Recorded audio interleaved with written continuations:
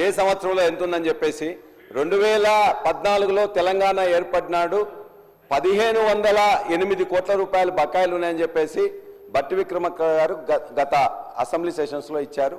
ఆ తర్వాత ఈనాడు ఆ 1500 కోట్లతో పాటు ప్రతి సంవత్సరం 2000 నుంచి 200 కోట్లతో ఈ గత 9 సంవత్సరంలో గత ప్రభుత్వం ఆర్థిక శాఖ మంత్రిగా హరీష్ రావు గారు, అంతకుముందు రాజేందర్ గారు, కేసీఆర్ గారి నాయకత్వంలో 18,500 కోట్ల రూపాయలు ఇలా మనం ఈ యొక్క పెండింగ్ బకాయిలను ఇచ్చిన అధ్యక్ష.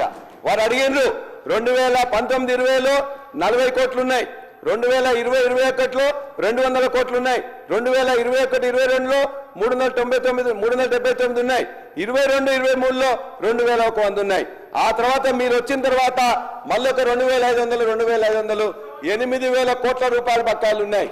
ఇవాళ ఈ బకాయిలు ఉన్న వాళ్ళలో అనేక స్టేక్ హోల్డర్స్, విద్యార్థులు కానీ ఫ్యాకల్టీ కానీ 6 నెలల నుంచి సంవత్సరాల నుంచి జీతాలు రాకుండా ఉన్నారు.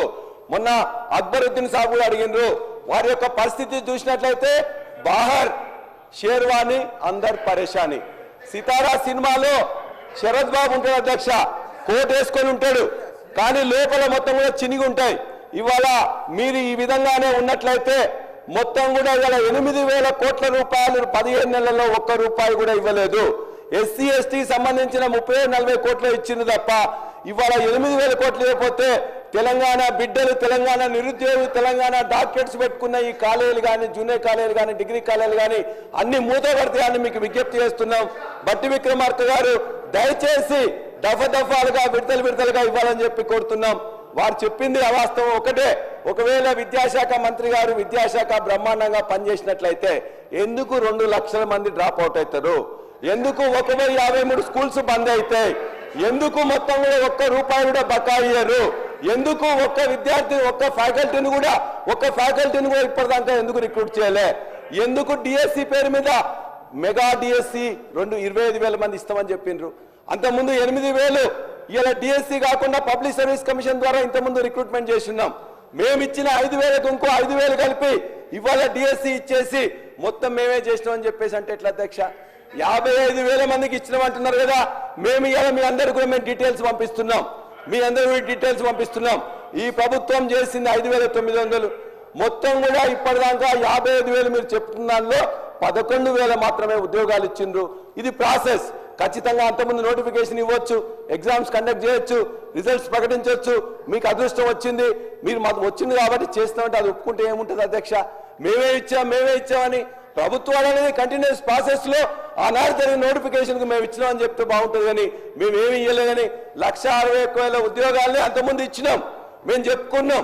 ఈ వీళ్ళందరూ కూడా మేము చెప్పుకోలేకపోయినాం. గత ప్రభుత్వం బట్టి విక్రమార్క గారు అన్నారు, మేము చెప్పుకున్నాం కాబట్టి ఎమ్మెల్సీ ఎన్నికలు ఆనాడు నేను గెలిచిన, ఖచ్చితంగా ఛాలెంజ్ చేసిన. ఈనాడు జనగాంలో నేను గెలిచినప్పుడు కూడా మా వాళ్ళందరూ చెప్పుకోలేకపోయినరు, విఫలమైనరు. అందుకే మేము ఓడిపోయినాం, చేసిన వాటిని చెప్పుకోలేక. కానీ మీరు చేయకుండానే మొత్తం కూడా ఇవాళ లక్షలాది కోట్లాది రూపాయలు చెప్తున్నారు అధ్యక్ష. అదేవిధంగా అధ్యక్ష, మేము ఇవాళ ఒకవేళ మీరు బాగా చేసినట్లయితే ఇవాళ గురుకులాలు అధ్యక్ష 1000 గురుకులాలు ఉన్నాయి. ఇవాళ వాటి యొక్క పరిస్థితి అధ్వానంగా ఉన్నది. ఒకప్పుడు బ్రహ్మాండంగా వచ్చేవాళ్ళు, ఇవాళ గురుకులాల్లో దరిదాపుగా 83 మంది చనిపోయారు. విద్యాశాఖ సంబంధించిన అనేక విద్యార్థులు స్ట్రెస్ లోనే కానీ రకరకాల కారణాల చేత 481 మంది విద్యార్థులు చనిపోయారు. ఈ 481 మంది విద్యార్థుల లిస్టు, ఈ గురుకుల విద్యార్థుల యొక్క 83 లిస్టు, ఈ రైతుల ఆత్మహత్యల యొక్క 491 లిస్టు, ఈ ఆటో డ్రైవర్స్ యొక్క 116 లిస్టు మొత్తం మీకు ఇస్తున్నాం. ఇందులో ఒక్కటి తప్పున్నా కూడా మమ్మల్ని క్వశ్చన్ చేయండి అధ్యక్ష. దయచేసి విద్యాశాఖ వారి దగ్గర ఉన్నది కాబట్టి మరలా దీనికి ఏం చేయాలని చెప్పేసి మమ్మల్ని కూడా వారు అంటున్నారు, మీరు ఏదో ప్రైవేట్ యూనివర్సిటీ తీసుకోని చెప్పేసి. 28 సంవత్సరాల నుంచి ఈ యొక్క ఇన్స్టిట్యూషన్స్ పెట్టినాం. మా దగ్గర కూడా మీరు అనేక ఎంక్వైరీస్ చేశారు. విజిలెన్స్ అని, పోలీస్ అని, రెవెన్యూ అని, ఎడ్యుకేషన్ అని అన్నిట్లో కూడా 15 నెలల్లో ఏమన్నా తేలితే మా మీద చర్య తీసుకోండి. అంతేగాని మీరు మేమని కాదు. ఇలా ఖచ్చితంగా ప్రైవేట్ ఎడ్యుకేషన్ అనేది 70-80% ఉంది కాబట్టి దాన్ని కూడా ఖచ్చితంగా రక్షించుకుంటేనే ఇవాళ హైయర్ ఎడ్యుకేషన్ తో పాటు మీరు ఏదైతే టాస్క్ కి భిన్నంగా ఇంకో కొన్ని చేస్తా ఉన్నారు మేము ఆహ్వానిస్తున్నాం. ఏదైతే ఐటీఐలో కొద్దిగా పునరుద్ధరిస్తా అంటున్నారు ఆహ్వానిస్తున్నాం. కానీ అవి చాలా చిన్నది అధ్యక్ష. ఇవాళ విద్యార్థులకు టెక్నికల్ ఎడ్యుకేషన్ లో ఉండే లక్షలాది మంది విద్యార్థులకు ఏం చేయాలని చెప్పేసి ఆలోచించండి. ఒక యూనివర్సిటీలో 50 కోర్సులు పెట్టి ఒక 5,000 మందిని డెవలప్ చేస్తామంటే అది సరిపోదు.